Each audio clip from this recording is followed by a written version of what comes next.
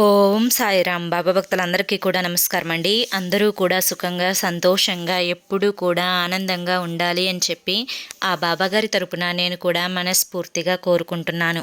ఈరోజు బాబాగారు అందించే సందేశం ఏంటి అంటే, తల్లి, నష్టం కలగబోతుందమ్మా, తెలుసుకో, జాగ్రత్త పడు, 3 రోజులే గడువు, నీ దశ తిరిగి నువ్వు అనుకున్న సొమ్ము నీ చేతికి అందుతుందమ్మా అని చెప్పి ఏదో ఒక తెలియని సందేశాన్ని ఈరోజు బాబాగారు మనకి అందించాలి అనుకుంటున్నారండి. మరి బాబాగారు ఏ సందేశం అందించినా కూడా అది మన భవిష్యత్తుకు పునాది అని చెప్పి మనందరికీ కూడా తెలిసిన విషయమే కదా. మరి సందేశం వినే ముందు ఎవరికైతే బాబాగారు అంటే నమ్మకం ఉంటుందో వారందరూ కూడా ఈ వీడియోకి ఒక చిన్న లైక్ ఇవ్వండి. చిన్న లైక్ ఇచ్చి వీడియోని వినడం స్టార్ట్ చేయండి. ఇక చాలామంది కూడా అడుగుతున్నారండి, వారి కోసం చెప్తున్నాను. అక్క, కష్టాలు తట్టుకోలేకపోతున్నాం అక్క, మీకు తెలిసిన గురువుగారు ఎవరన్నా ఉంటే చెప్పండి అక్క, ప్లీజ్ అక్క అని చెప్పి అడుగుతున్నారండి. వారి కోసం చెప్తున్నాను. శ్రీ షిరిడి సాయిబాబా ఆశీస్సులతో జ్యోతిష్యం చెప్తారండి ఈ గురువుగారు. మనకు తెలిసిన గురువుగారే, గురూజీ శివరామరాజు గారు. Phone number 9959422552. ప్రతి మనిషికి జీవితంలో ఎన్నో రకాల సమస్యలు వస్తూ ఉంటాయి, పోతూ ఉంటాయి. కానీ కొన్ని సమస్యలు అనేవి పట్టి పీడించి మనల్ని చాలా ఇబ్బందికి గురి చేస్తూ ఉంటాయి. అలా మీ జీవితంలో ఎటువంటి సమస్య ఉన్నా కానీ, ప్రేమ, పెళ్ళి, ఉద్యోగం, రాజకీయం, సంతానం లేక ఇబ్బంది పడుతున్న, భార్యాభర్తల మధ్య గొడవలున్నా, అప్పుల సమస్యలున్నా, శత్రువుల సమస్యలున్నా, ఇలా ఎటువంటి సమస్యలున్నా కానీ ఆ సమస్యలేంటో మీరు గురువుగారికి గనక చెప్పినట్లయితే గురువుగారు ఆ సమస్యలకు తగిన పూజలు చేసి మీకు వెంటనే పరిష్కారాన్ని చూపిస్తారండి. ఈ గురువుగారు చెప్పింది చెప్పినట్లు 100కి 1000% జరుగుతుంది. నమ్మకంతో కాంటాక్ట్ అవ్వండి. మా జీవితాలలో ఎన్నో రకాల సమస్యలు మమ్మల్ని ఇబ్బంది పెట్టిన సమయంలో ఈ గురువుగారి దయ వల్ల ఆ సమస్యల నుంచి బయటపడి ఇవాల్టి రోజున మేము, మా ఫ్యామిలీ చాలా సంతోషంగా ఉన్నాము. మీకు కొన్ని ఉదాహరణలు కూడా చెప్పాను. ఒక డ్రింకర్, వాళ్ళ తాగుబోతు భర్త వల్ల తను ఎన్నో ఇబ్బందులు పడితే గురువుగారిని సంప్రదించిన తర్వాత తను ఈ రోజున చాలా సంతోషంగా ఉంది అని చెప్పి. అలా మీరు కూడా మీ సమస్యల నుంచి బయటపడి ఆనందంగా ఉండాలి అనుకుంటే గురువుగారిని కాంటాక్ట్ అవ్వండి. ఇక బాబాగారి యొక్క సందేశం విషయానికి వస్తే కనుక, తల్లి, నష్టం కలగబోతోందమ్మా, తెలుసుకో, ఇప్పటికైనా జాగ్రత్త పడు, ఎక్కువ సమయం లేదు, నువ్వు కోరుకున్న ధనం అందబోతోందని చెప్పి చెప్తున్నారు. అంటే కనుక అసలు బాబాగారు ఏ సందేశం అందించాలి అనుకుంటున్నారు, ఏ విషయాలలో మనల్ని జాగ్రత్త పడమంటున్నారు, ఏం తెలుసుకోమంటున్నారో మీరు పూర్తిగా తెలుసుకోవాలి అనుకుంటే కనుక మీరు వీడియోని చివరి వరకు చూడండి. ఈ చిన్న కథని మీరు పూర్తిగా వినండి. ఈ కథలోనే మీకు పూర్తిగా అంతా కూడా అర్థమైపోతుంది. ఒక ఊర్లో సీతమ్మ అని చెప్పి ఒక అమ్మాయి ఉంది. ఆ సీతమ్మ అనే అమ్మాయికి చిన్నప్పుడే వాళ్ళ తల్లి చనిపోతుందనమాట. వాళ్ళ తల్లి చనిపోవడంతో తండ్రి మరొక పెళ్ళిని చేసుకొని సవితి తల్లిని ఇంటికి తీసుకొని వస్తాడు. ఇక సవితి తల్లి వచ్చిన దగ్గర నుంచి సీతమ్మకి ఎక్కువ కష్టాలు మొదలయ్యాయి. తను చక్కగా కూర్చొని ఇంటిడి చాకిరి సీతమ్మ చేతే చేపిస్తూ ఉండేదన్నమాట. అయితే కొన్ని రోజులకి, అంటే కొన్ని నెలలకి సవితి తల్లికి కూడా గర్భిణీ వస్తుంది. గర్భిణీ వచ్చిన తర్వాత ఇంకా అమ్మాయికి శ్రమ ఎక్కువైపోతుందన్నమాట. తను పుట్టింటికి కూడా వెళ్లకుండా మొత్తం ఇక్కడే ఉంటుంది 10 నెలలు. ఈ 10 నెలలు సీతమ్మని నానా తిప్పలు పెట్టి తను కూర్చున్న చోటు నుంచి లెగవకుండా, ఒంటిని కష్టపెట్టుకోకుండా చాకిరంతా కూడా సీతమ్మ చేతే చేపించుకునేది. ఇక తర్వాత ఆ సవితి తల్లికి కూడా అమ్మాయే పుడుతుంది. ఇక ఆ అమ్మాయిని చాలా గారాబంగా చూసుకుంటుంది. ఇక సవితి కూతురునైతే మాత్రం ప్రేమ లేకుండానే చూసుకుంటుంది. సవితి కూతురిని చదువు మాన్పించి ఇంట్లో పనులకి అంకితం చేయగా, సొంత కూతుర్ని మాత్రం పక్క ఊరు, అంటే పట్నంలో కాన్వెంట్లో ఇంగ్లీష్ మీడియం అనేది చదివించుకుంటూ ఉండేదన్నమాట.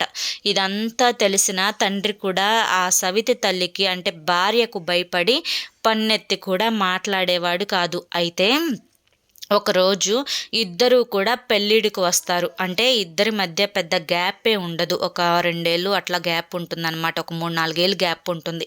అయితే ఇక ఇంట్లో ఉన్న ఆ సవితి కూతురిని ముందు వదిలించుకోవాలి అన్న ఉద్దేశంతోటి ఆ సవితి కూతురికి ఆ ఊర్లోనే ఒక పేద కుటుంబంలో ఉన్న రామయ్య అనే అబ్బాయికి సీతమ్మనిచ్చి పెళ్లి చేస్తుందనమాట.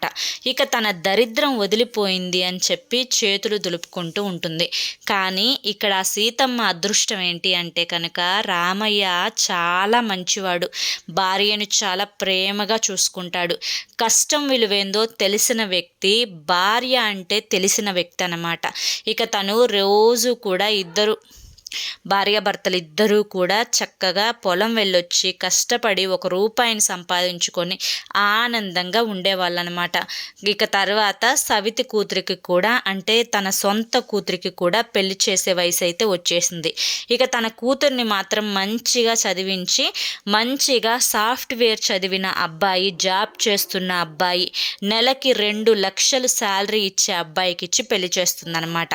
ఈ విధంగా పెళ్లి చేసిన తర్వాత సొంత కూతురు కూడా తన కుటుంబంలో స్థిరపడుతుందన్నమాట. ఇక ఆ కూతురు అల్లుడిని చూసుకొని ఈవిడ కూడా, అంటే తల్లి కూడా చాలా సంతోషిస్తుంది. ఎందుకంటే మా అమ్మాయిని చక్కగా చదివించాను, రిచ్ అంటే బాగా ధనవంతుల కుటుంబంలో ఇచ్చాను, మంచిగా ఉంటున్నారు, నెలకి 2 లక్షలు సంపాదించే సాఫ్ట్వేర్ నా అల్లుడు అని చెప్పి ఇంకాస్త గరానాగా ఫీల్ అవుతుందన్నమాట. కానీ సీతమ్మ రామయ్య ఏమో చాలా కష్టజీవులు. వాళ్ళకి అంటే రెక్కాడితే కానీ డొక్కాడదు అంటారు కదా, అటువంటి పరిస్థితులలో వాళ్ళు ఉన్నారనమాట. ఇక అయితే కొన్ని రోజులకి సీతమ్మ దగ్గరికి సవితి తల్లి వెళ్తుందనమాట. వెళ్ళంగానే రామయ్యను సీతమ్మ ఇద్దరూ కూడా రెండమ్మ రెండమ్మ అని చెప్పి చాలా సంతోషంగా ఆహ్వానిస్తారు. అలా సంతోషంగా ఆహ్వానించినప్పుడు ఆ సవితి తల్లి వెంటనే చెప్తుంది, ఏంటి నువ్వు నన్ను అమ్మ అమ్మ అని చెప్పి పిలుస్తున్నావు? ఒకటి గుర్తుంచుకో, నువ్వు నా కూతురివి కాదు, నేను నీ తల్లిని కాదు, నేను నీ సవితి తల్లిని. నన్ను ఎప్పుడు అమ్మ అని పిలవద్దు, పిన్ని అని మాత్రమే పిలువు అని చెప్పి చెప్తుందనమాట. అలా చెప్పేసరికి అప్పటి వరకు సంతోషంగా ఉన్న సీతమ్మ మొహం అయితే మాడిపోతుంది. ఇక అల్లుడు అందుకొని, ఎలా పిలిస్తే ఏముందిలే అత్తయ్య, నువ్వు మా ఇంటికి వచ్చావు అదే సంతోషం. అంటే మీ ఇంటికి నేనేమి మిమ్మల్ని చూడటానికి రాలేదు, నా కూతురు పంపించింది కాబట్టే వచ్చాను. అసలు విషయం ఏంటి అంటే కనుక నా కూతురు, అదే నా 2 లక్షలు సంపాదించే అల్లుడు ఉన్నాడు చూసావా, నా కూతురు నా అల్లుడు కొత్త ఇంటిని కట్టుకొని గృహప్రవేశము జరుగుతున్నారు కనుక గృహప్రవేశానికి పిలుద్దామని వచ్చాను. కానీ ఇక్కడ ముఖ్యమైన విషయం ఏంటి అంటే కనుక మీరు మాత్రం గృహప్రవేశానికి రావద్దు. ఎందుకంటే అక్కడికి వచ్చిన తర్వాత మీ బట్టల్ని చూసి, మీ పేదరికాన్ని చూసి నా కూతురు అత్తగారింటి వాళ్ళు చూసుకొని హేళన చేస్తారు, నా కూతురుకి అవమానం జరుగుతుంది అని చెప్పి చెప్తుందన్నమాట. అప్పుడు ఆ కూతురు చాలా చిన్నబోతుంది, సీతమ్మ చాలా బాధపడుతుంది అనమాట.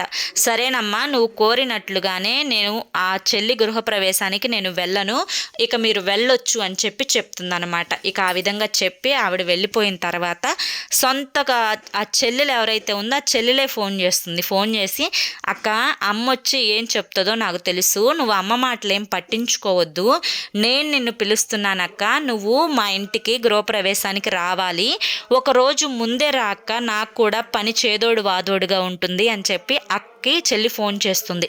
అలా ఫోన్ చేసిన తర్వాత ఫోన్ పెట్టేసినాక రామయ్య అడుగుతాడనమాట, ఏంటి మీ చెల్లెల ఫోను అంటే, అవునండి మనల్ని గృహప్రవేశానికి రమ్మంటుంది అంటే, అవునా అలా అయితే వెళ్దాంలే, మీ చెల్లి కూడా పిలిచింది కదా అని చెప్పి అంటుంది. అయితే అప్పుడు సీతమ్మ రామయ్యతోటి అంటే భర్తతోటి అంటుంది, నేనైతే రానండి అంటే, ఎందుకని ప్రశ్నిస్తాడు.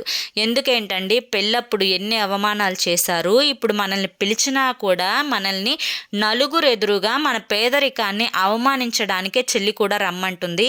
ఎందుకంటే మా పిన్ని మెంటాలిటీ, మా చెల్లి మెంటాలిటీ ఇద్దరి కూడా ఒకటే. అక్కడికి వెళ్ళి అవమానపడటం, నాతో పాటు మిమ్మల్ని కూడా అవమానించడం, ఇదంతా కూడా నేను తట్టుకోలేనండి, నా వల్ల కాదు, మనం వెళ్ళొద్దు అని చెప్తుంది. మనుషులు అన్నాక ఒక్కొక్కసారి వాళ్ళ డబ్బున్నోళ్ళు కాబట్టి అలా మాట్లాడి ఉండవచ్చు. కానీ పిలిచినప్పుడు, అది కూడా సొంత చెల్లి పిలిచినప్పుడు వెళ్ళకపోవడం తప్పు అవుతుంది.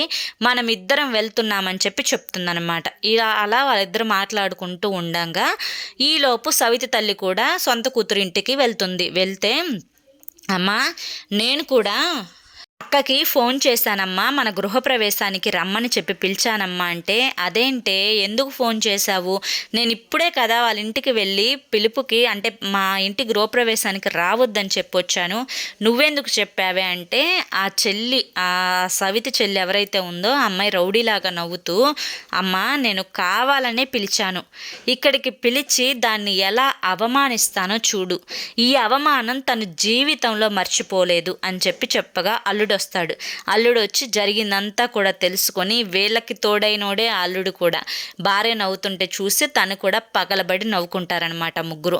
ఇక తెల్లవారుతుంది, గృహప్రవేశం రోజు రానే వచ్చింది. ఇక రామయ్య సీతమ్మ కూడా వాళ్ళకు ఉన్నంతలోనే కాస్త మంచి బట్టలు చూసుకొని వేసుకొని ఇద్దరు కూడా చెల్లి గృహప్రవేశం ఫంక్షన్కి అయితే వస్తారు.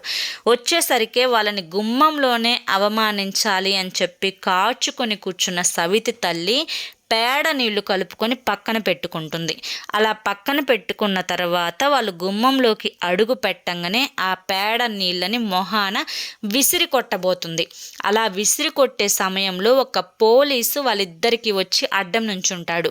అలా నుంచున్న తర్వాత ఆ సవితి తల్లి భయపడిపోతుంది పోలీసును చూసి. అయ్యో ఏంటండి ఇలా మీ మీద పేడ నీళ్ళు పోసినందుకు నన్ను క్షమించండి, మీరెందుకు వచ్చారు మా ఇంటికి, మీకేం కావాలి అని భయపడుతూ ఆ సవితి తల్లి అడుగుతుందన్నమాట. అడిగిన తర్వాత ఒక్కసారి మీ అల్లుడిని లోపలికి వెళ్ళని చెప్తాడు. ఇంకా భయంగా అల్లుడిని పిలవటానికని వెళ్తుంది. వెళ్ళిన తర్వాత అల్లుడి పేరు దినేష్ అనమాట. దినేష్, నువ్వు వస్తావా మర్యాదగా, లేకపోతే మా పోలీసు స్టైల్లో నిన్ను ఈడ్చుకొని వెళ్ళమంటావా పోలీస్ స్టేషన్కి అని అడుగుతాడనమాట ఆ పోలీసు. అప్పుడు జరిగిందంతా అల్లుడు దినేష్కు ముందుగానే తెలుసు కాబట్టి, లేదు సార్ నేను మీతో పాటు వస్తాను పదండి అని చెప్పేసరికి భార్య అడుగుతుంది, అసలు ఆ పోలీస్ ఎందుకు వచ్చాడు, మిమ్మల్ని ఎందుకు తీసుకెళ్తున్నాడు, ఏం తప్పు జరిగింది అంటే, నేను సాఫ్ట్వేర్ ఉద్యోగం చేసుకుంటూ మా బాస్ని మోసం చేసి ఆ వచ్చిన ధనంతోనే ఈ ఇంటిని కారుని కొన్నాను అని చెప్తాడనమాట. అప్పుడు అక్కడ సీతమ్మ రామయ్య ఇద్దరూ కూడా ఇదంతా చూసి పరీక్ష పెట్టి అంతా గమనిస్తూనే ఉన్నారు. ఇదంతా కొన్నాను, నా బాస్ నా మీద కేసు పెట్టాడని చెప్తాడనమాట. ఇక అలా చెప్పేసరికి ఆ సవితి తల్లి సవితి చెల్లి ఇద్దరూ కూడా తలదించుకొని ఏడుస్తూ ఉంటారనమాట. ఇక అల్లుడిని పోలీసులు తీసుకెళ్ళిపోతారు. ఇక ఈ వెనక్కి తిరిగి రామయ్య సీతయ్య కూడా వచ్చేస్తారనమాట. ఇక సీతమ్మను రామయ్య కూడా వచ్చేస్తారనమాట. అప్పుడు లోపలికి వెళ్తూ అమ్మతో చెప్తుంది సవితి చెల్లి, అమ్మా నేను సీతమ్మ ముందు అవమానపడ్డాను, దాన్ని అవమానం చేద్దాము అనుకుంటే నాకే ఆ పోలీస్ అవమానం చేశాడు అని అనుకొని ఏడ్చుకుంటూ ఉంటుందన్నమాట. ఇక ఇద్దరు ఇంటికి వెళ్తారు కదా. ఇక తెల్లవారిన తర్వాత సీతమ్మ ఇల్లంతా కూడా శుభ్రం చేసి, చానాళ్ళయింది నేను ఈరోజు ఇల్లు శుభ్రం చేసుకుంటానండి, మీరు పొలం వెళ్ళండి అని అటక మీద ఉన్న కుండల్ని దించుతుందన్నమాట. కుండల్ని దించేటప్పుడు ఒక కుండ నిండా బంగారం ఉంటుంది. ఆ బంగారం చూసి భయంతో ఆతృతగా భర్తని పిలుస్తుంది. ఆ సీతమ్మ రామయ్యని పిలుస్తుంది. రామయ్యకి ఆ కుండను చూపిస్తుంది. వామ్మో ఇంత బంగారం ఉంది నా ఇంట్లో, ఇంత బంగారం ఎక్కడి నుంచి వచ్చింది, వజ్రాలు ఏంది అని ఆశ్చర్యంగా భార్య భర్త ఇద్దరు చూస్తారు. అప్పుడు చనిపోయే ముందు వాళ్ళ తాత కుండా కుండా కుండా అని ఏదో చెప్దామనుకొని ప్రయత్నించి చనిపోయాడు. ఒకవేళ ఈ కుండ ఆ కుండే అయి ఉంటుంది అని అనుకొని అందులో కొంత బంగారాన్ని అమ్ముకొని సొంతంగా తను హోటల్ అయితే పెడతాడనమాట. ఆ హోటల్ని మంచిగా మెయింటైన్ చేసుకుంటాడు. బాగా డబ్బులు వస్తాయి. బాగా డబ్బులు వచ్చిన తర్వాత ఆ డబ్బులతోటి పెద్ద ఇల్లు కట్టుకొని ఆ ఇంటికి సవితి తల్లినను సవితి చెల్లిని పిలుస్తాను అని సీతమ్మ వెళ్తుందనమాట. ఇక వాళ్ళ పరిస్థితి ఏమో చాలా పేదగా మారిపోతుంది. ఎందుకంటే భర్త ఏమో జైలుకి వెళ్ళిపోతాడు, వీళ్ళిద్దరికేమో ఏదో పొలం వెళ్తే కానీ బతకడానికి లేని పరిస్థితి వాళ్ళిద్దరికి వచ్చేస్తుందనమాట. వీళ్ళు మాత్రం కొంత బంగారం అమ్ముకొని పెట్టుకొని హోటల్ పెట్టిన తర్వాత బాగా డెవలప్ అవుతారు, మంచిగా ఆస్తిని కూడబెట్టుకుంటారనమాట. ఇక వీళ్ళని చూసి సిగ్గుతో వాళ్ళు తల ఉంచుకుంటారు. కానీ సీతమ్మ అవేం మనసులో పెట్టుకోకుండా తల్లిని చెల్లిని మంచిగా గౌరవంగా చూసుకుంటుంది. ఇక్కడితో కథ అయిపోతుంది. అయితే ఈ కథ ద్వారా బాబాగారు చెప్పాలి అనుకుంటున్నది ఏంటి అంటే కనుక, తల్లి ఎప్పుడైనా కానీ అధికారం ఉంది అని చెప్పి నీ మీద పెత్తనం చలాయించిన వారు ఎవరైతే ఉన్నారో, నిన్ను ఒంటరిని చేసిన వాళ్ళు ఎవరైతే ఉన్నారో అన్నీ నేను చూసుకుంటూనే ఉన్నాను. కానీ నీ యొక్క మంచి మనసుని మాత్రం నువ్వు ఎక్కడా కోల్పోకుండా నువ్వు ఎలా ఉంటున్నావో అలాగే ఉన్నావు, అలాగే ఉండాలి కూడా తల్లి. ఎందుకంటే ఎప్పుడు అదృష్టం అనేది, ఎప్పుడు నీ దశ అనేది తిరుగుతుందో ఎవ్వరికీ కూడా తెలియదు. ఇవాల్టి రోజున నిన్ను అవమానించిన నోర్లు ఏవైతే ఉన్నాయో ఆ నోర్లు మూతపడి నోటి మీద వేలేసుకునే రోజు నిన్ను చూసి తప్పకుండా వస్తుంది. అది కూడా 3 రోజులలోనే నీ దశ అనేది తిరగబోతుంది. నువ్వు ఊహించినంత సొమ్ము నువ్వు ఎటు నుంచి అయితే రావాలి అని చెప్పి కోరుకుంటున్నావో ఆ ధనం అనేది నీకు అందబోతుంది. ఇప్పటి వరకు అది కొన్ని కారణాల వల్ల నీకు అందలేదు, కానీ ఇప్పటికైనా కానీ అది నీకు అంది ఒక గొప్ప అదృష్టాన్ని నీ జీవితంలోకి తీసుకురాబోతుంది. కనుక ఇప్పటి వరకు నీకు ఎవరైతే నష్టం చేశారో వారందరూ కూడా నీ ముందుకొచ్చి సిగ్గుతో తలదించుకునే రోజు కూడా రాబోతుంది. తల్లి, పొందిన నష్టాన్ని ఇకపై నష్టం కలుగుతుందేమోనని చెప్పి భయాన్ని వీటన్నింటినీ కూడా పక్కన పెట్టి నువ్వు నీలాగే ఉంటూ జాగ్రత్తగా కనుక నువ్వు మంచిగా నీ వైపు అంటే నీకు మంచి మార్గం ఏదైతే ఉంటుందో, నువ్వు ఇప్పటి వరకు ఏ బాటలో అయితే నడిచావో ఆ బాటలోనే కనుక నువ్వు నడిచే ప్రయత్నం చేస్తే కొన్ని రోజులలోనే నీ దశ అనేది తప్పకుండా తిరుగుతుంది తల్లి. నువ్వు ఊహించినంత సొమ్ము నీ చేతిలో పడుతుంది. దాని గురించి నువ్వు ఏ మాత్రం భయపడాల్సిన అవసరం లేదు, బాధపడాల్సిన అవసరం అనేది అంతకన్నా లేదు. నా మాట మీద నమ్మకం ఉంచు తల్లి. నీకు అంతా కూడా ఇకపై మంచే జరిగేలా నేను చూస్తాను. ఇప్పటి వరకు కష్టాలను పడ్డావు, బాధలని పడ్డావు, ఎన్నో అవమానాలను పొందావు. ఇకపై నువ్వు తెలుసుకోవాలి ఏంటి అంటే కనుక, ఇప్పటి వరకు నువ్వు ఏ కష్టాలు అయితే నువ్వు అనుభవించావో ప్రతి ఒక్క కష్టం కూడా ఎవరు ఎటువంటి వారు, ఎవరి మనస్తత్వం ఎటువంటిది అని చెప్పి నీకు నేర్పించే వెళ్ళాయి. కనుక జాగ్రత్త పడమ్మా. ఎటువంటి నష్టం అనేది వారి పట్ల నుంచి నీ దగ్గరికి రానకుండా జాగ్రత్త పడు. ఏ కష్టం అనేది నీ తెలివితేటల ఆధారంగా అడ్డంగా పెట్టుకొని అవి నీ జోలి రాకుండా నువ్వు జాగ్రత్త పడు. ఒంటరిగా ఉన్నాను అని చెప్పి భయపడకు. ఎందుకంటే రేపటి రోజున నువ్వే ఒక రాజులాగా, ఒక రాణిలాగా మారబోతున్నావు. కనుక అన్న నోటి చేతే అన్న మాటల వలన నువ్వు ఇబ్బంది పడి ఉండవచ్చు, కానీ అదే నోటితో నిన్ను పొగిడే రోజు చాలా దగ్గరలోనే ఉంది. కనుక ఇకపై ఆ భయాలేవి మనసులో పెట్టుకోకుండా ఆనందంగా జీవించు. ఇక ఇప్పటి వరకు ఎన్నో కష్టాలను నువ్వు అనుభవించావు.